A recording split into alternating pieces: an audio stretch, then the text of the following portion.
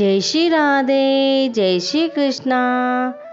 वैशाख शुक्ल पक्ष मोहिनी एकादशी का महत्व एवं व्रत कथा। वैशाख के शुक्ल पक्ष की इस मोहिनी एकादशी को भगवान के पुरुषोत्तम रूप यानी कि राम की पूजा का विधान है। भगवान की प्रतिमा को स्नान आदि करा, उत्तम वस्त्र पहना, उच्चासन पर बैठाकर आरती उतारनी चाहिए। तत्पश्चात प्रसाद का वितरण कर ब्राह्मणों को भोजन तथा दान दक्षिणा देनी चाहिए। रात्रि में भगवान का कीर्तन करते हुए मूर्ति के समीप ही पृथ्वी पर शयन करना चाहिए।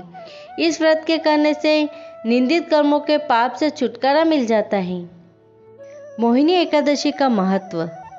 धर्मराज युधिष्ठिर बोले, हे कृष्ण, वैशाख मास के शुक्ल पक्ष की एकादशी का क्या नाम है तथा उसकी क्या कथा है, इस व्रत की क्या विधि है, सो सब विस्तार पूर्वक कहिए।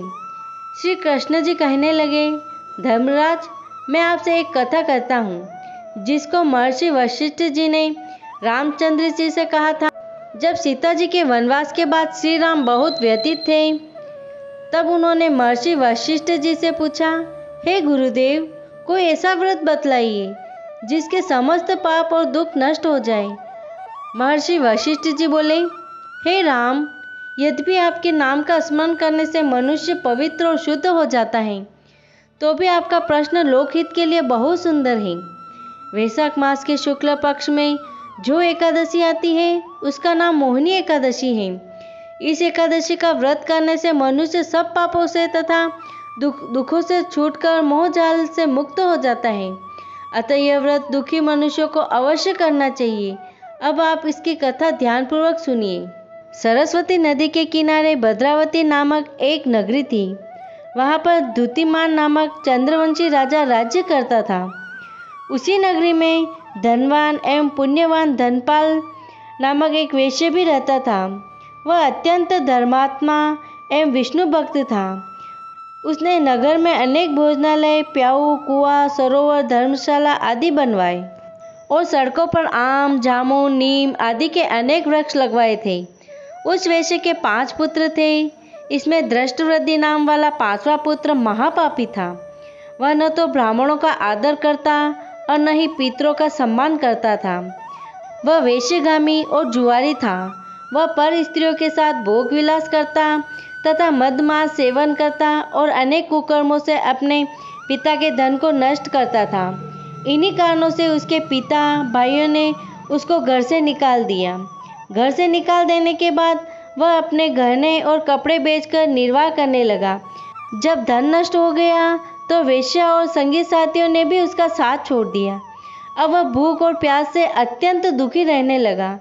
तब अन्य कोई आर्थिक सहारा न देखकर वह चोरी करने लगा। एक बार वह पकड़ा गया, परंतु सिपाहियों ने उसको वेश्यपुत्र जानकर छोड़ दिया। मगर जब वह दूसरी बार फिर पकड़ा गया तो उन्होंने उसे राजा के सामने उपस्थित कर दिया।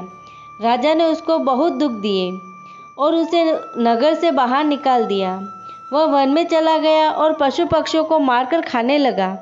कुछ समय पश्चात वह बहेलिया बन गया और धनुष बाण लेकर पशु पक्षियों को मार मार कर खाने लगा।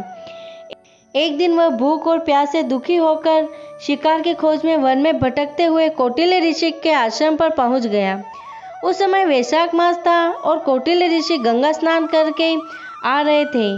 उसके भीगे वस्त्रों से गंगाजल के छींटे पड़ने से उसको कुछ सुबुद्धि हुई और वह मुनि के सामने हाथ जोड़कर कहने लगा, हे मुनि श्रेष्ठ, मैंने अपने जीवन में बहुत पाप किए हैं। आप उन पापों से छूटने पर कोई साधारण और बिना धन का उपाय बतलाइए। उसके दीन वचन सुनकर ऋषि कहने लगे, ध्यान देकर सुनो। तुम वैशाख शुक्ल पक्ष की मोहिनी एकादशी का व्रत करो, इससे तुम्हारे सब पाप नष्ट हो जाएंगे। मुनि के वचन सुनकर वह अत्यंत प्रसन्न हुआ और उसके द्वारा बताई गई विधि के अनुसार मोहिनी एकादशी का व्रत किया। गुरु वशिष्ठ जी बोले, हे राम, इस व्रत के प्रभाव से उसके सब पाप नष्ट हो गए और अंत में वह गरुड़ पर चढ़कर विष्णु लोक को गया। इस व्रत में मद, मोह, माया आदि सब पाप नष्ट हो जाते हैं। इसके महात्म्य को पढ़ने अथवा सुनने से 1000 गोदान के पुण्य के बराबर फल प्राप्त होता है। फलाहार। एकादशी करने वालों के लिए इस दिन गौमूत्र का आचमन सेगार के रूप में लेना चाहिए। जय श्री राधे, जय श्री कृष्णा।